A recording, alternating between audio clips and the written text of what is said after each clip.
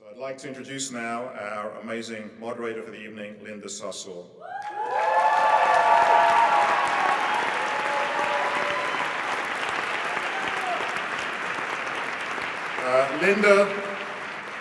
Linda was a co-founder of the Women's March, and she is executive director of Empower Change, the largest Muslim-led social and racial justice organization in the United States. She has been involved in campaigns addressing police surveillance of Muslim communities, of police brutality, of immigration policy, and mass incarceration. She was also has organized Black Lives Matter demonstrations, and as I'm sure some of you know, she was the lead plaintiff in a suit challenging the legality of the Trump travel ban. In her own words, quote, "She is every Islamophobe's worst nightmare." Please welcome Linda Sarsour.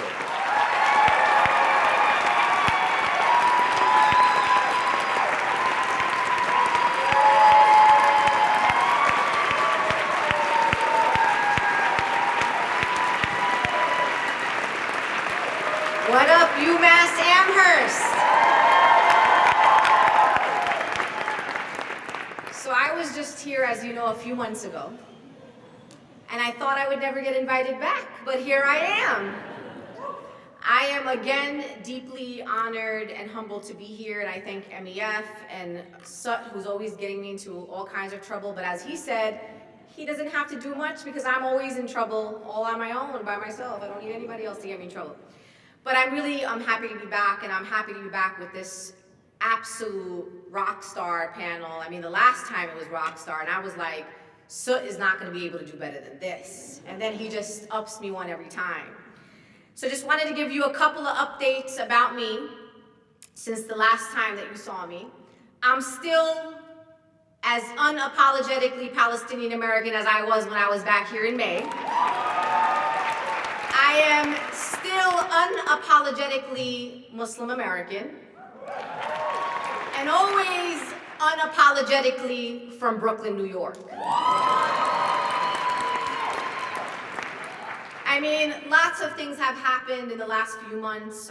Lots of great things have happened, and that's really important about the conversation that we're about to have, because oftentimes we come to these events to share with everyone all the bad things and all the things that opposition is doing, and they are doing, and they're pretty powerful people. But I always realize that we're also really powerful too. And as much as opposition tries to criminalize us and tries to vilify us and tries to knock us down, we just keep getting up. And every time we get up, we're taller than we were when we were knocked down the first time. And so for me, I am always deeply grateful for the communities that I'm a part of, the solidarity movements that I'm a part of, for the wonderful groups even here at UMass who have supported us, the wonderful and bold and courageous faculty, the groups like JVP Western Mass and the SJP chapter here on this campus and all their friends and colleagues. Listen, we are in these really interesting times, and I actually, with all that we see and all the negativity that we see around us, I'm actually grateful to be alive, to witness the type of history that we are all witnessing that is happening right now. Sometimes we gotta wait decades later to look back at the moment and realize that we are making history, that we are part of history, that history is happening, but you are living it. We are living it. I am living it. And I'm so proud to be alive and witness it with all of you. Since the last time you saw me, I've been named a 2020 Roddenberry Fellow. I actually, this is self-promotion, and I have to do it because my publisher makes me do these things. I wrote a book. Yeah, they're not going to be really happy about my book that's coming out. But anyway, I have a book that's coming out in March 2020. I would love for you to support me. It's one of the first times you see, Palestinian American Muslim woman in hijab that's super spicy, that has been picked up by a major publisher. So my book is called "We Are Not Here to Be Bystanders." This is my message to everyone. It's in every cause, in every issue that I work on immigrant rights, on issues around Palestine, around being in solidarity with revolutions around the world, saying that Black lives matter, or saying that immigrants deserve to be treated with dignity and respect, and we all deserve to be in spaces where we feel safe and can be who we are. It all goes back to one thing that I believe, we are not here to be bystanders. We are not here to be bystanders to injustice, whether that's here in the streets of Massachusetts, or it's in Brooklyn, New York, or in Oakland, or in Bolivia, or in Chile, or in Palestine, or in any part of the world. We are not here to be bystanders. And just to share with you, obviously, I guess MEF is nonpartisan. I don't even know, but I think they are. So I'm going to say that as a disclaimer before they get in trouble. But I'm also a national surrogate for Bernie Sanders, and this is why this is important. And trust me, I got a point.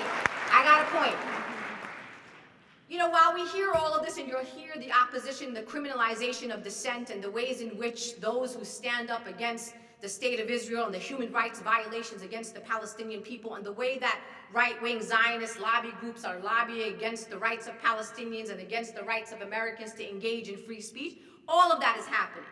But we also got to talk about what else is happening. Voices for the self-determination of the Palestinian people is getting louder. And it's getting louder in places that you wouldn't presume for it to get louder. And that is at the highest echelons of the Democratic Party.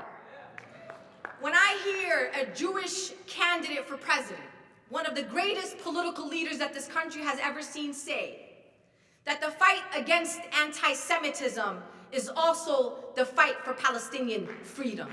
That happened here in your lifetime and in my lifetime. When we are hearing presidential candidates be cornered into saying that we must end the military occupation of the Palestinian people, when presidential candidates are being asked whether or not they would leverage U.S. aid to Israel to pressure them to stop the human rights violations on the Palestinian people, that's been a long time coming, sisters and brothers, and that is because of you and your voices and your work and the political power that our movements are building together. Not just those who support Palestine, but all movements. The intersectional movement that exists today is making history. Not only for the people of Palestine, but for all of us here. And I'm so grateful to, again, be alive and be here with all of you. Now, it might get really hard, and I get it. I mean, I was telling folks before, when I wake up in the morning and I breathe, I'm controversial. I don't even have to say anything. My life is hard when I wake up, but it's worth it. Worth it. It's worth it, and I'm going to be who I am, and I hope that you too will stand in your convictions and your principles and know that it may be hard today, but one day you will look back and say, I was so proud to be on the right side of history.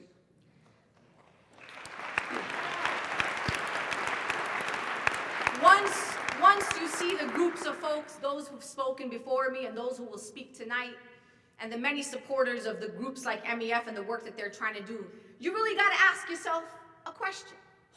Whose team do you want to be on? I want to be on the team with Dr. Cornel West.